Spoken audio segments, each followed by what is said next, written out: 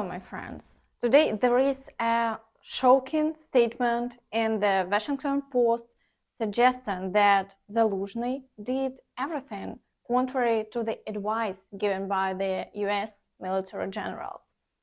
Hence, the successful counteroffensive didn't materialize. Overall, there will be a lot of interesting information today. Of Ukraine about this matter. With respect to the supplemental, yes, we're absolutely concerned that the level of funding has expired. We are now relying on residual funds from the drawdown that will soon, we're at, I think, over 97% of those having been exhausted. Will very shortly. But let's start with the situation on the front line. Today, the Russians continue to encircle Avdiivka.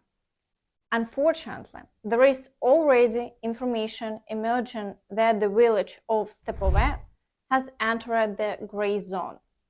Sooner or later, this was to be expected, given that the settlement was semi-surrounded. It's here that the occupiers killed 2 Ukrainian soldiers who surrendered in captivity when another defensive position was captured. It's worth noting that they ran out of ammunition, indicating a catastrophic shortage due to the intense attacks. This forces a retreat from some positions. Of course, we need to wait for official information, but if such reports have surfaced, it could indeed be the case. Meanwhile, the Russians persist in their offensive on Novobakhmutivka, attempting to break through to the chemical plant. They have had no success in the last day, but the situation is extremely tense. In the industrial zone, complex battles continue. On the southern flank, the occupiers try to seize Seversk. While unsuccessful, the battles continue without a pause. Further south, in Marinka, there are no reports of new offensive actions as of the time of creating this video. In the area of Novobakhmutivka, the Russians have no success and the attacks have ceased, with only shelling being reported. In the Bakhmut direction, the situation is very challenging today. The Ukrainian Armed Forces are doing everything to maintain the defense, but due to their numerical advantage, the Russians are gradually advancing. The Ukrainian Armed Forces report from the ground. Russians is pressing in the direction of Robotyne and Chasiv Yar. They have partial advances. From the Storm V Brigade and the 299th Airborne Brigade arrived from Kostroma. They are still pressing with fresh forces, but give our guys a couple of weeks to depressurize them and something will become clear. The situation is consistently, but this is a war. Today, battles are ongoing on the outskirts of Bogdanivka. The assaults on the position of the Ukrainian Armed Forces in the Klishchiivka and Avdiivka area persist. The Ukrainian Armed Forces haven't regained control of the settlement of Khromove, so the front line remains unchanged. In the Kreminna and Siversk areas, the occupiers have been making consecutive attempts for several days to advance in the forest. However, they haven't succeeded and the front line remains unchanged. Battles have also started in the areas of Bilohorivka and the village of Terny.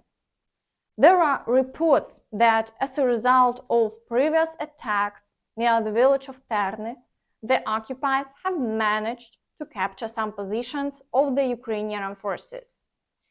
However, whether they will be able to hold onto them remains a question for now. In the Svatove direction, the occupiers have increased the number of shelling incidents.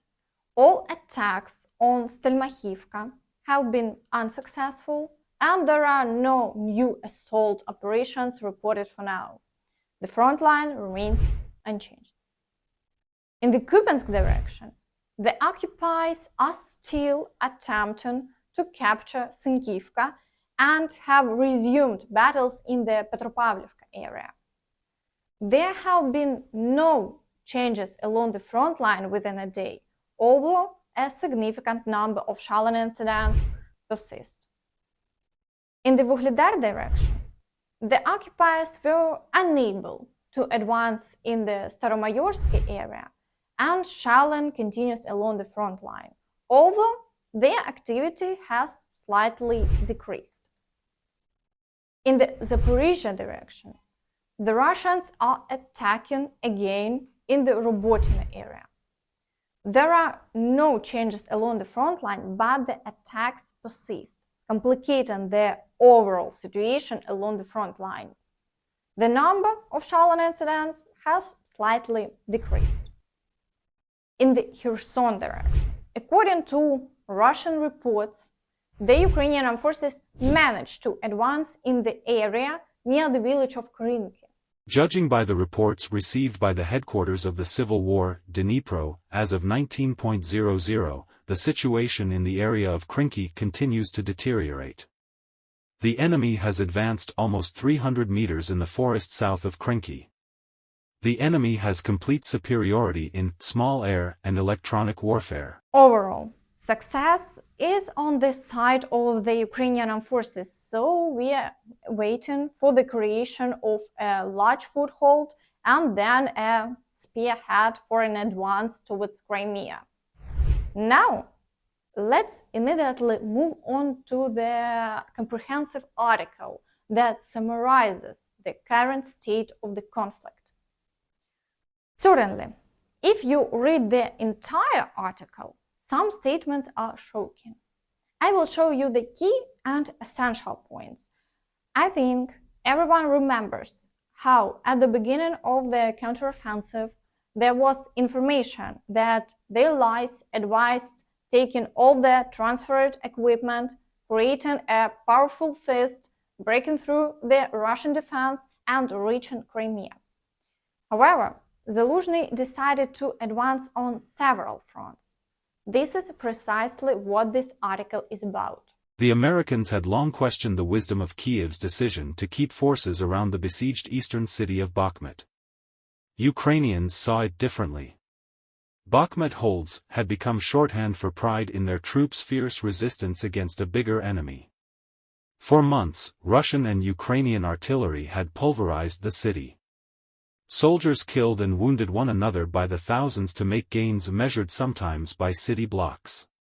The city finally fell to Russia in May. As evident, the results suggest that the United States may have been right and advised very sensible actions. In addition, Zaluzhny envisioned making the formidable length of the 600-mile front a problem for Russia, according to the senior British official. The Ukrainian general wanted to stretch Russia's much larger occupying force, unfamiliar with the terrain and already facing challenges with morale and logistics, to dilute its fighting power. Western officials saw problems with that approach, which would also diminish the firepower of Ukraine's military at any single point of attack. Western military doctrine dictated a concentrated push toward a single objective. The Americans yielded, however. Overall, friends, be sure to share your thoughts on this in the comments. But it seems like the blame game for the failure has begun. In addition, Matthew Miller stated that the United States assesses the situation in Kiev as challenging. The funding issue that things might get out of control without congressional funding, and So I will say that the kind of two questions linked together. Certainly, with respect to the battlefield, it's a tough situation. The Ukrainian forces are fighting against the very entrenched Russian military. We've seen them make progress. The progress has been difficult, but we have seen them continue to make progress. And when we were in Brussels last week, we spoke directly with the foreign minister of Ukraine about this matter. With respect to the supplemental, yes, we're absolutely concerned that the level of funding has expired. We are now relying on residual funds from the drawdown that will soon. We're at, I think, over 97% of those having been exhausted. Will very shortly run out of any runway at all. So yes, we were very concerned. It's why the Secretary joins the President and others in the administration in urging Congress to act as quickly. In general, we are waiting for decisions regarding further funding. And if anyone doesn't understand why it's crucial for the funding to continue, I'll show a statement from Sullivan, who is an assistant to Biden. When we provide what we call a drawdown package to Ukraine, that is weapons in U.S. stocks that we send to Ukraine for use on the battlefield, we then take money Congress has given us and buy new weapons to replace the weapons we've given so that we don't impact U.S. readiness. That's the basic structure of it. When we run out of money to buy weapons to replace the weapons we're giving, and this is the point of Director Young's letter, we are not in a position to continue to supply weapons to Ukraine. That is the stakes with this vote. We need to see the Congress step up in a bipartisan way to support it, because there's no way around the simple arithmetic that if there's no funding to provide weapons to Ukraine, we're just not in a position to continue to provide weapons to Ukraine. We've asked for that funding. Overall, it feels like all the news is paid for by the Russians, but unfortunately our allies are talking about it. And that's all from me. Don't forget to like this video, subscribe to the channel, and hit the notification bell to stay updated on all the latest news. Thank you for watching, and see you next time. Bye bye.